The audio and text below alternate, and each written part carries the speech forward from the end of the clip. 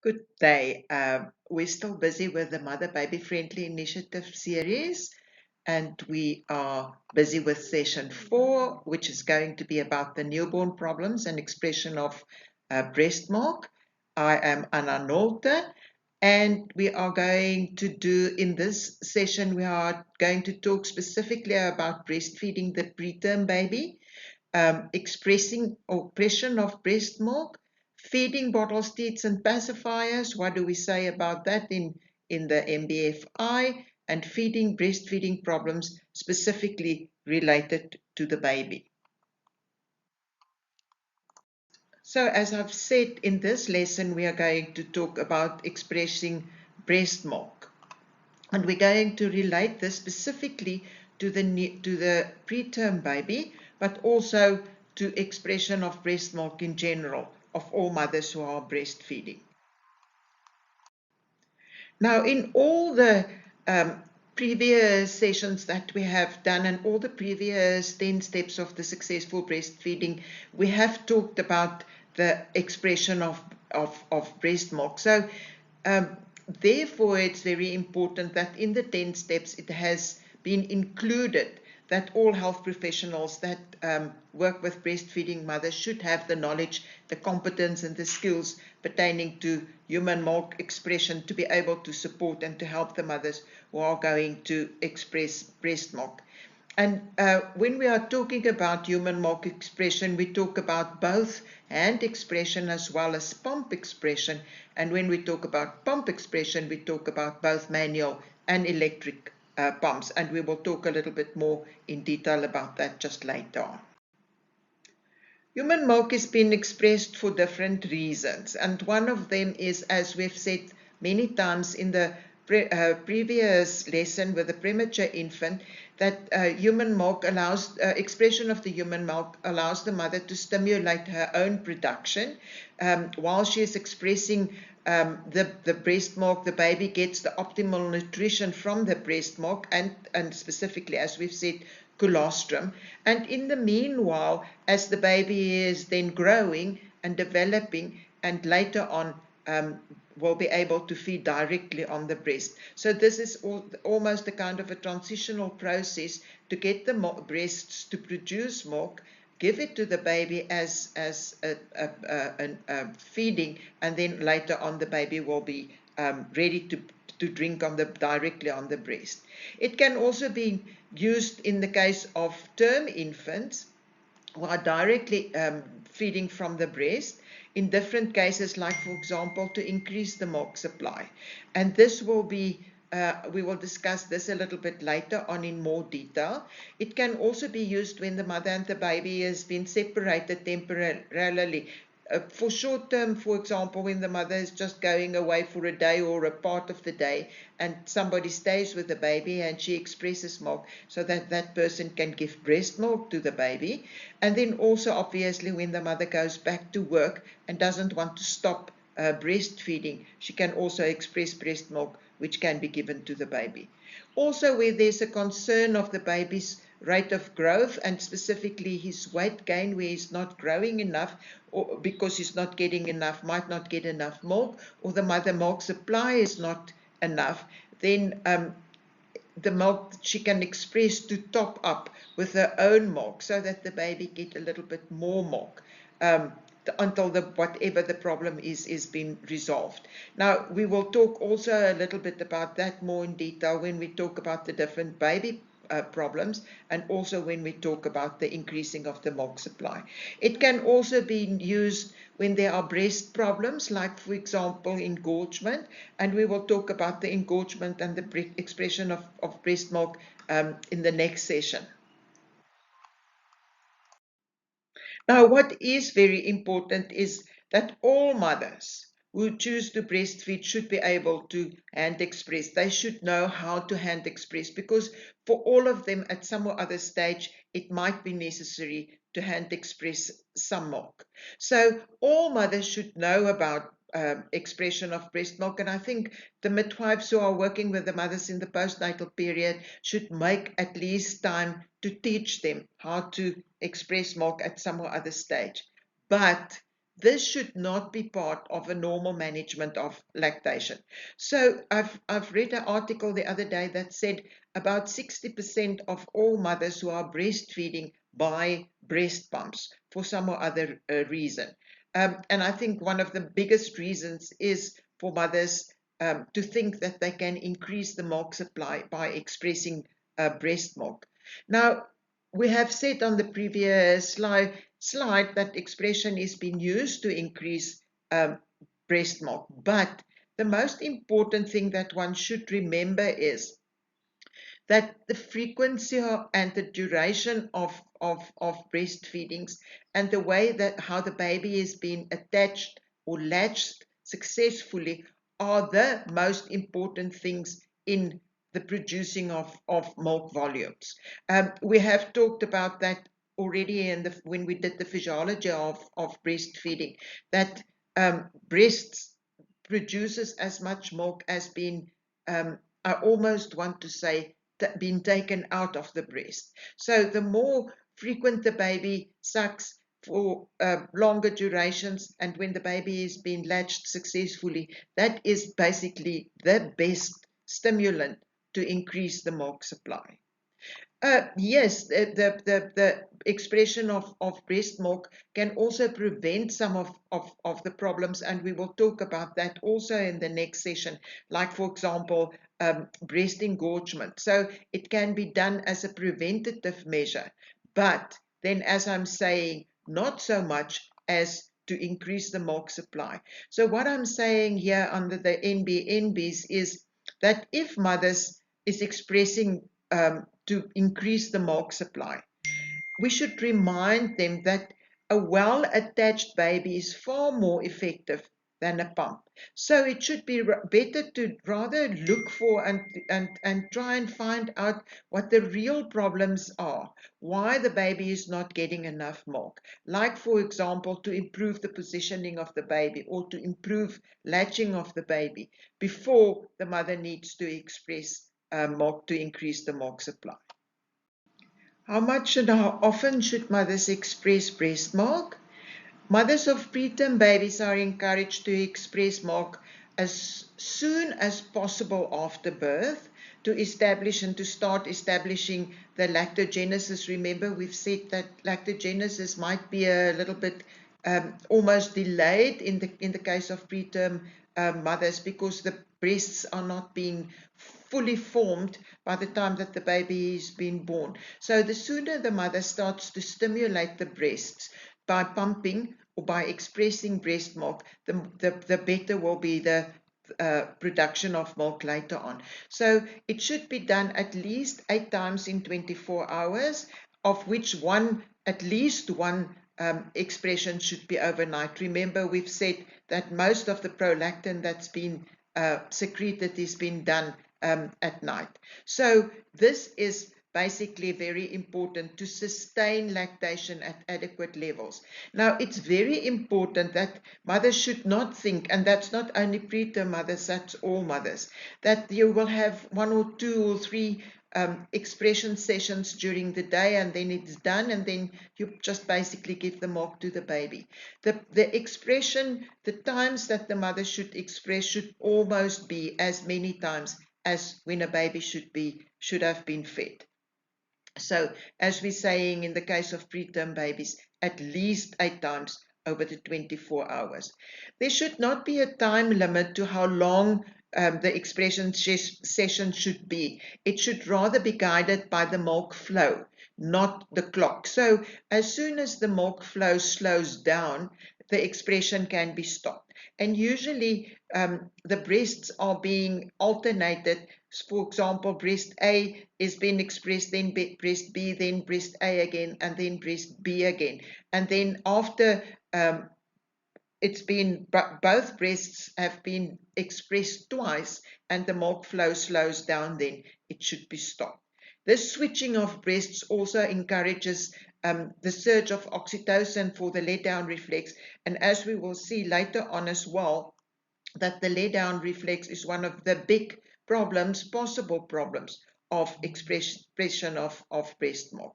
And then, as I've said, when milk flow slows for the second time, the session can end. What I'm saying in this last bullet is basically what I've said previously, and I can't emphasize it enough. Frequent expression sessions are more likely to have a desired effect, specifically for the breast to stimulate milk production, than lengthy, infrequent sessions. That's what I meant by it won't help to have a lengthy 2 or 3 sessions of expression through the day, and then it's done and finished with. The times that the mothers express should be more or less the same times, and how many times the baby should drink. How to prepare for expression of breast milk, and this preparation is the same whether it is for manual expression or for using the breast pump. The mother should be instructed to wash her hands with soap and water for at least 20 seconds and dry her hands with a clean towel before she handles all the equipment, or before she starts pumping, or before she starts expressing. And if soap and water is not available, she can always use alcohol-based hand sanitizer. But I think the chances that soap and water will be more available, the chances are better that soap and water will be available than alcohol-based sanitizer. Also, then she can prepare a clean, dry, white-mouthed container for expression of the milk, specifically in hand expression, because in most of the pump expressions, well, basically in all the pumps that's been used, the pumps have their own bottles and their own containers in which the milk can be collected. She does not need to wash her breasts more than once a day, because if she washes it more often, and specifically if she uses soap, the soap dries the sensitive skin around the areola and specifically the Montgomery follicles, and that can then increase the risk of cracked nipples and sore breasts in general. Now, I've said previously that the let-down reflex is one of the big, almost problems, I want to call it problems in inverted commas, of expressing breast milk, because we all know that in order to get the milk out of the breasts, the oxytocin and the let-down reflex have to be started, where oxytocin is being released, and oxytocin makes that the milk ducts in the breasts start with constricting and moving the breast with peristaltic movements, move the milk in the breast forward to the ducts just underneath the areola so that it can be expressed. And this is the very same principle that happens when expressing breast milk. Now, we have said many times before that in order for the let-down reflex to happen, the mother needs to be relaxed. She needs to be not tense and anxious. She needs confidence and all these positive things, because oxytocin is the positive and the feeling good hormone, and she needs all of this for the let-down reflex to happen. So in order to encourage this when the mother is having this doing expression of milk, first of all, the environment should be selected, if I can call it like that, very carefully. It should be a warm, private, and non-interrupted space where the mother, without stress, can express the milk and hopefully encouraging the let-down reflex to happen. Other things that can help with the release of the oxytocin is to have a photograph of the baby, or to have a comforter or clothes that smell of the baby. Also, to have direct skin-to-skin contact with the baby is a very good stimulator of the let-down reflex, as we've said many times before. And specifically in the case of preterm babies, if the mother can do kangaroo care with the baby, and while she's having skin-to-skin contact with the baby, can express at the same time, that also, or just at least start expressing, that's also a very good stimulus or stimulant for the let-down reflex. As we've said previously, to help her to build her confidence, and as we've said also in the lesson of the preterm babies, mothers with preterm babies have a lot of psychological problems, and I put it problems in inverted commas, because they feel specifically regarding the confidence, because they feel that they don't have enough skills and ability to really care for their babies. They feel left out. The personnel of the neonatal ICU look so much more efficient than they are. So one of the big things in the case of these mothers is to build their confidence. And obviously also a positive and successful expression session of breast milk will also contribute to her confidence. Try and reduce sources of pain or anxiety, whatever that is, for example, engorged breasts or painful nipples, etc., because that obviously will have an influence on the let down reflex. Help her to have good thoughts and feelings about the baby, and warmer breasts. Warmth help a lot for the let down reflex. Like, for example, she can apply a warm compress on the one breast while she's expressing the other breast, or she can apply warm compresses before she starts expressing, or she can just wash, also almost bathe the breasts in warm water, or having a warm shower. The only problem with this, as we've said, it can dry the skin. So if she uses warm water and warm showers, it should then be used without soap, without the use of soap. Other ways to stimulate the lay down reflex can be to stimulate her nipples. She can gently roll or pull out her nipples with her fingers. She can also massage or stroke her breasts lightly, and one can teach her the different ways to massage the breast. It helps usually to start with at the base of the breast and gently massage towards the nipple on all sides, top, bottom, and sides of the breast. She can also stroke the breast gently with her fingertips or with a comb, or on the video you will see also a soft baby brush can be used to just stroke the breast. Or she can also use her closed fist to gently roll her fist over the breasts, which is basically also a way of massaging the breasts, and again from the base of the breast to the nipple of the breast. And also she can ask a helper to, or her partner specifically, it might be helping a lot, to rub her back while she is expressing breast milk. Now, if we talk about the pumps in general or manual expression, what should the mother use? Now, the choice of a breast pump or whether she's going to use a manual expression totally depends on the reason why she's expressing breast milk.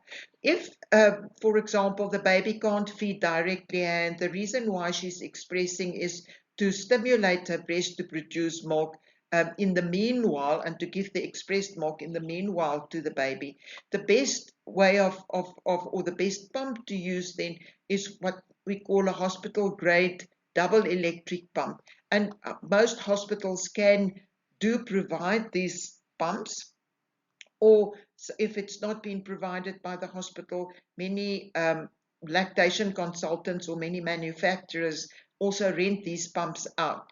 And these pumps usually allows the mother to adjust the suction and the pumping speed, the cycling, and also as we've said, it's a double electric pump. The mother can pump both breasts at the same time, and that helps to save a lot of time. If the mother is just for expressing while the mother is at work, a mini electric pump is also a very popular choice, because they usually come in a carry case for portability, and the mother can easily take it with her to work. If the mother only needs a breast pump for occasional pumping when she's just going out for a day, or when she just wants to temporarily increase her breast milk or whatever, a smaller electric or hand pump can be sufficient, or the mother can just hand express. Many mothers prefer hand expression to any kind of pump, so it also to a very large extent obviously depends on the mother's choice. Does breast pumping hurt? Now, it can, but it shouldn't be. Now, usually during the first 10 to 15 seconds, and usually also when mothers are doing it for the first time, it might be a little bit uncomfortable as the nipples begin to stretch and the milk areola starts to be sucked kind of into the flange. Then it might be a little bit of uncomfortable, but it should not be sore. The moment that the mother experiences pain or soreness or chafing, she should need to stop the pumping, readjust, or one of the other things can be done to change the flange size. If the flange might be too big or too small, if it's too small, it pinches the sides of the nipple, and if it's too big, it might pull the areola inside of the tunnel, and both of these can be painful to the mother. Or, as I've said, when it's painful, the mother can just stop the breast pump and then change the position of the flange because often it might be askew or not sitting central, and that might also cause pain. So change the position, adjust the speed and the suction settings. We will come to that in more detail. But if the suction strength is too high or when it's pumping too fast, it can also cause irritation and discomfort. And as I'm saying, we will talk about this a little bit more later on. And then also don't overpump. As we've said previously, our criteria for when to stop pumping is when the milk stops flowing. And it normally takes about 15 to 13 minutes to empty a breast. And sometimes it might take a little bit longer if the mother has trouble getting her milk to flow, if the let down reflex is a little bit slow. And this is specifically also in the case of I almost want to call them new mothers who start expressing in the beginning. Later on, the let down reflex will come much sooner. Now, how does the electric pump work? It basically mimics the normal sucking of a baby. Now, normal babies suck for about 50 to 90 times per minute, and then they slow down once the milk is being released. Remember, we've said that when we've done latching, first of all, the baby starts sucking with short suckings, which we call non-nutritive sucks, and then as soon as the milk starts flowing, they slow down. And the breast pump should be more, as I'm saying, mimic the same things. The breast pumps can be set, the cycle of suction, the number of suctions in per minute can be set, and it's better to start a little bit low to just get the mother to get used to it, then set it a little bit faster, and then when the moment that the milk starts flowing, to slow it down again. Now, the milk usually contains, or as I've said previously, most of the breast pumps, whether they are electric pumps or whether they are manual pumps, have their own containers. And the containers work basically on gravity in the sense that the milk literally just drip into them and collects the milk in that way. Breast pumps all have flanges, which I will show to you just now, and the shield part and a flange part, which are fitting over the nipple and the areola, and that creates the negative pressure, and that has been helping to release the milk on, as I'm saying, a similar way, mimicking the way that the baby is sucked. And it's very important, and we will come to that in more detail, to have the correct flange size for pumping success. Now here you can see the basis, basically how every single breast pump, whether it's electric pump or a manual pump, works. It has the shield, as I've said, that fits over the breast, and the flange part which draws the nipple into the flange, and a little bit of the areola. So the most of the pressure is here on the areola part of the breast. And as I've said, it mimics the sucking of the baby as far as the sucking and the suction and the cycling speed is being controlled. Now, The sucking, the strength of the sucking is, as I'm saying, mimicking the sucking of the baby, and that should be set so that it feels comfortable to the mother. So the mother set it at the lowest suction strength that's comfortable for her.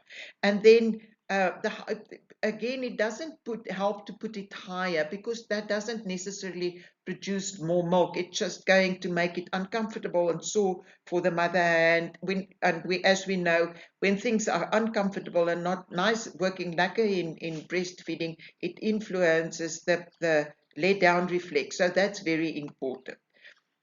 So its higher settings are definitely not going to produce more milk. And then, as we've said, the sucking pattern, the cycle of the speed of the cycles, or the number of the cycles per minute, can be set according to how babies usually suck, with fast sucking, and then when the milk starts flowing, it usually the mother starts with a slower speed and then goes a little bit faster, and when the flow starts, she decreases the speed of this pump again. And as we've said also previously, it's ideal if the pump have separate controls for suctioning and for cycling, so that the mother can vary it according to her needs. Now you will see on the video that I will show you, or that's included in this series, in this lesson, is the information on what we tell the mother about electric breast pumps. So just very briefly and very shortly, she has to wash her hands, as we've said before. She needs to be comfortable and relaxed. That's very important, because as we've said, a breast pump session takes about 15 to 30 minutes, and if she's uncomfortable and not sitting comfortable and being sore, she obviously, it won't help and be successful. So we need that know that being relaxed is the best, or once wants to say medicine, for the let down reflex. We have talked about the fact that she should be in a warm, quiet room where she can relax undisturbed. And we have said that massaging her breast can help a lot with the let down reflex, and it can also help to look at the photo of the baby, or whatever ways that stimulates her let down reflex. And then she puts the shield or the funnel over her nipple and switch the machine on, and you will see that very clearly on the video as well. And then switch breasts when the milk starts slowing down. If it's not a double pump.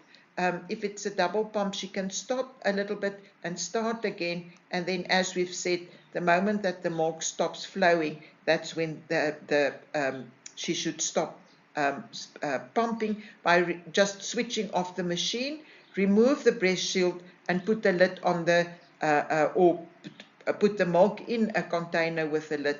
And very important, to sterilize the pumps and all the parts of the pumps.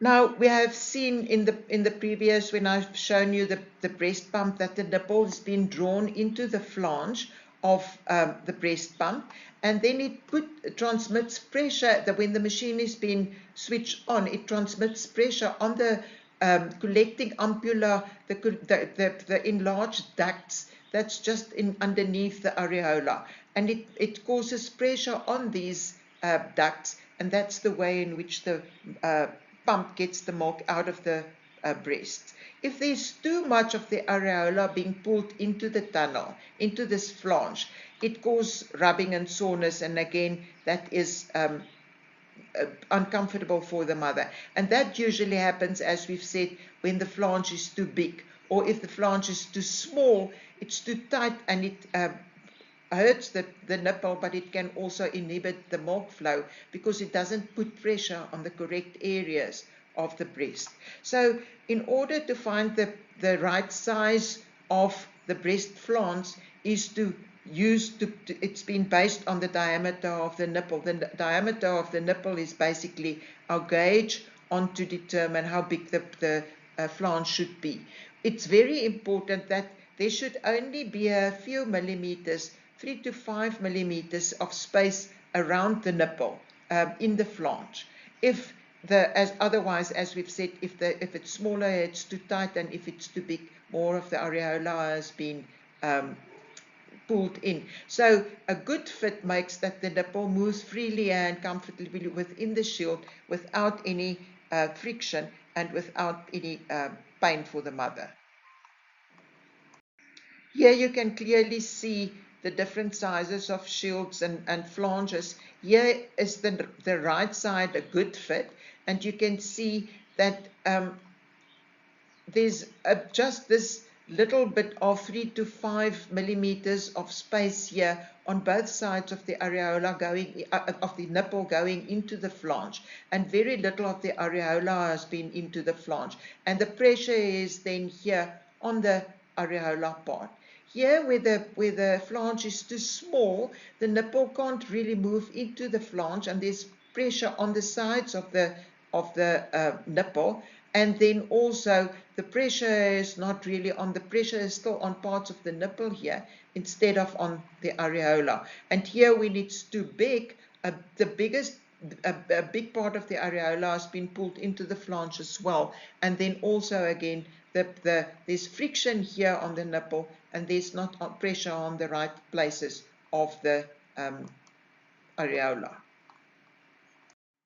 So here you can see how it's been done. The nipple diameter determines the diameter of this flange. So if this nipple is 24 millimeters, it should actually be a little bit smaller, because we've said there should be 3 to 5 millimeters on the sides of the nipple. So this nipple should be 22 millimeters to fit into this 24 millimeter flange. And here you can see the different millimeters. This is the size of the flange then that fits into the size of the specific diameter of the nipple.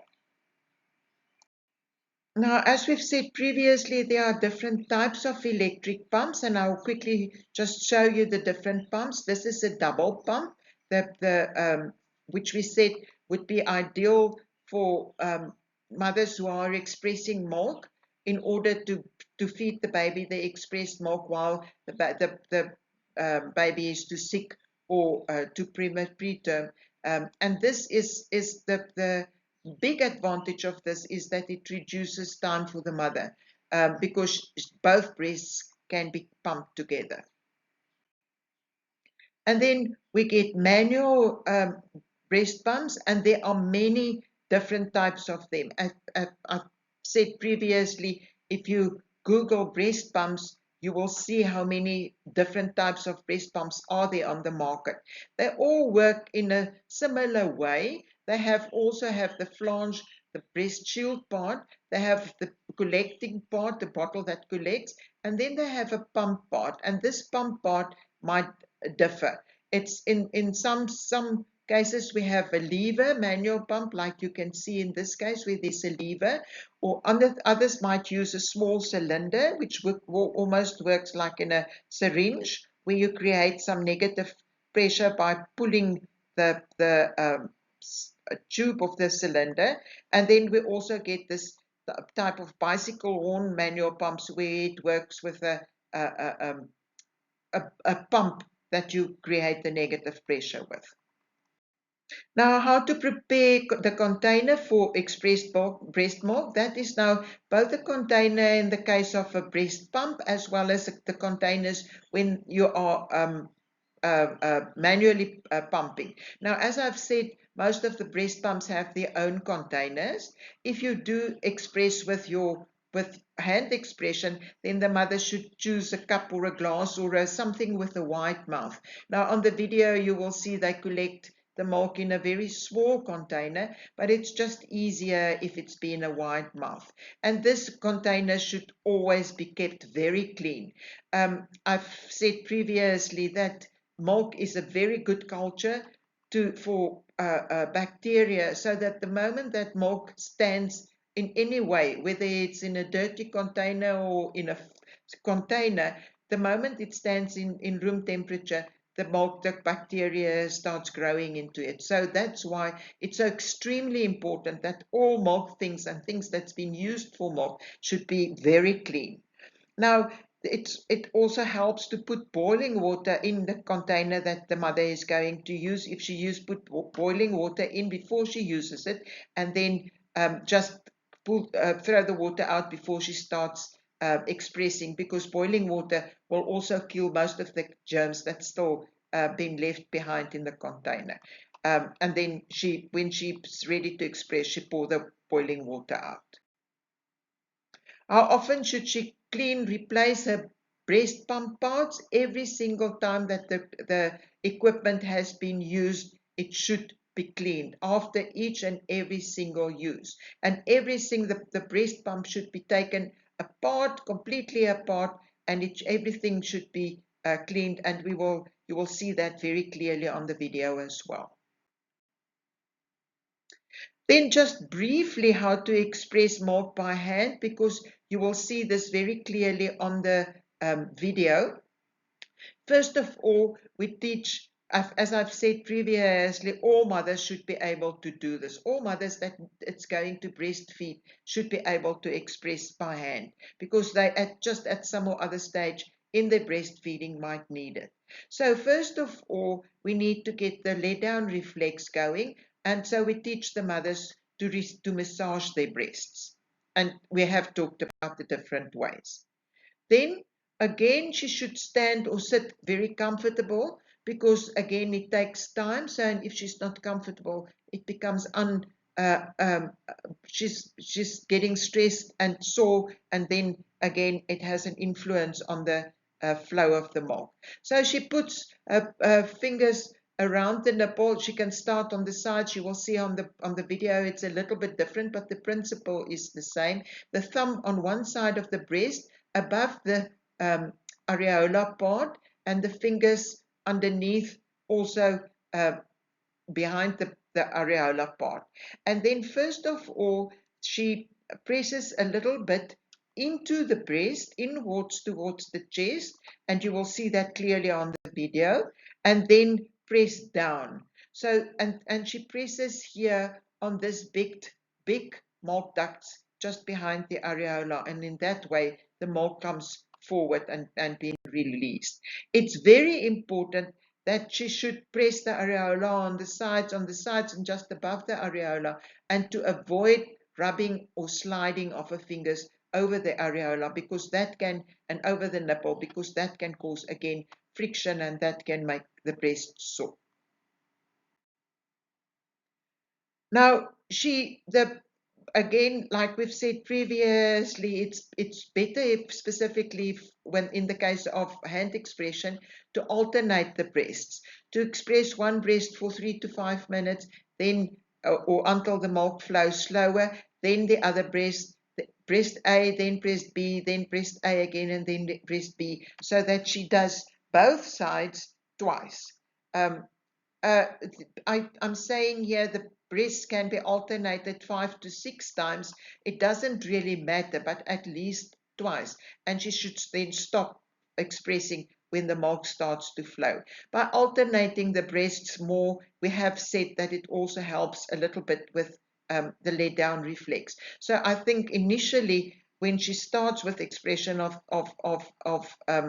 hand expression, it might be good to change and alternate the breasts often. But when she's used to it and has done it many times, it might be just sufficient if she does it alternated twice. It takes about 20 to 30 minutes to also express milk. And as I've said, it's much more important to do it more often, like the frequency that the baby is drinking, instead of trying to make one huge, large session. Then briefly just about cup feeding and the advantages of cup feeding. Why would one try and cup feed the baby instead of bottle feeding? Why are cups safer and better than bottles? First of all, it's easier to clean cups than to clean bottles. And also, very important, especially when the baby becomes bigger, it can't carry the cup around for a long time, because it will spill all the milk.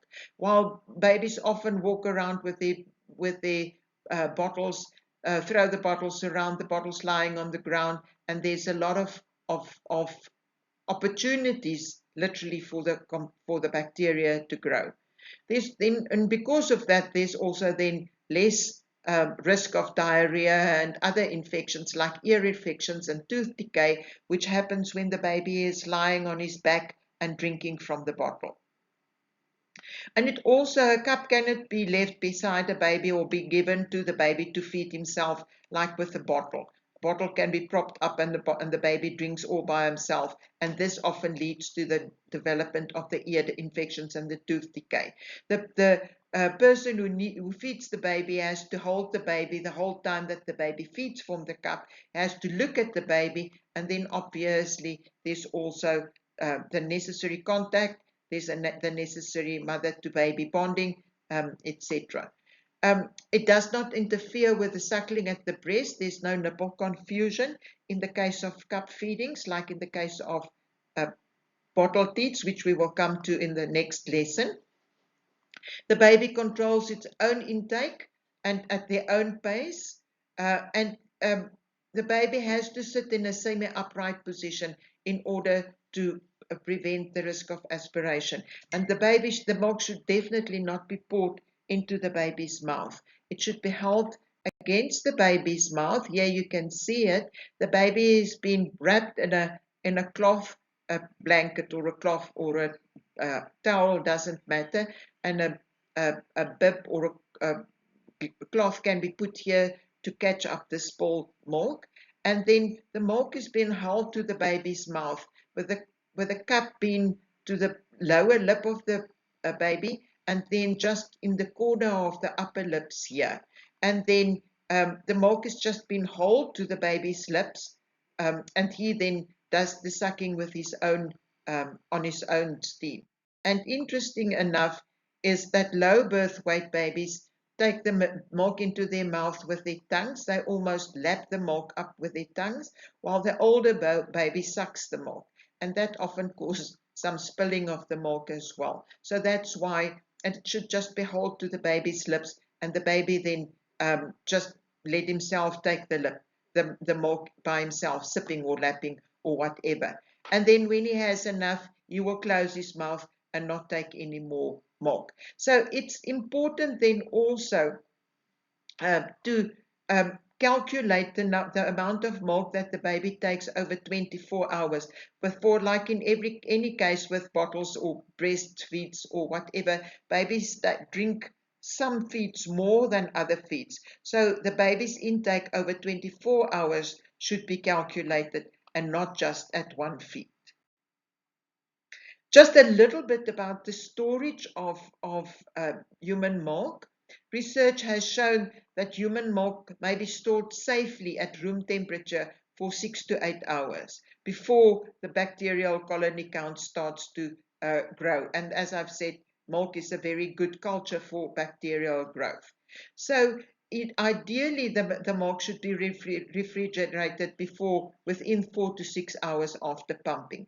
And if the milk is not being given to the baby immediately after pumping, I think it should be put in the refrigerator in any way immediately, if there is obviously a refrigerator available.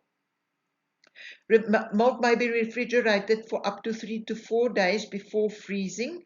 I think one should also just be a little bit more careful in the present days and age with load shedding, and just make sure that the temperature in the refrigerator stays cold enough, between 16 to 29 degrees. No, that's room temperature, cold enough in the refrigerator, so to prevent also the milk bacteria to grow. And then it should be frozen after that. Mothers are being advised never to refreeze human milk once it has been defrosted, because again, the moment it starts being defrosted, again it becomes a good culture for bacteria to grow. So it changes also the nutritional value of the milk if it's been standing after it's been defrost. So it should never been used again. The fresh, refrigerated, unsterilized mother's milk can be used for 4 days after collection if it's only been refrigerated. And then it should also be, as we've said, either been put in a freezer or it should be thrown away. Here's just a little bit of an indication on how to store breast milk. Here it might not be very clear to you, but this first block is on room temperature. It can stay for 4 to 6 hours in room temperature. This is an insulated cooler bag, and I think this is very valuable for mothers to know if they are going out with their babies and they have expressed milk, how long can, or if they keep it for somebody else, how long can it stay in a cooler bag? It can stay up to 24 hours on condition that it should be in constant contact with ice bags. And then the refrigerator, it can stay for up to we've said, it says 72 hours, we said 3 to 4 days, and then it can be frozen in a freezer for 3 to 6 months and deep freezer for 6 to 12 months. Okay, and here are the two videos that you can watch. The one is on hand expression and the other one is on pump expression. On hand expression, it shows you how to express the milk, how to teach mothers to express milk. And in this pump video, the mother is being taught how to use a pump, a double pump. The mother is going to work and she wants to express breast milk for her baby when she works. And it's also, they very briefly also show her how to use a manual pump. And that brings us to the end of lesson 2, and you must please complete your quiz and then you can carry on to lesson 3.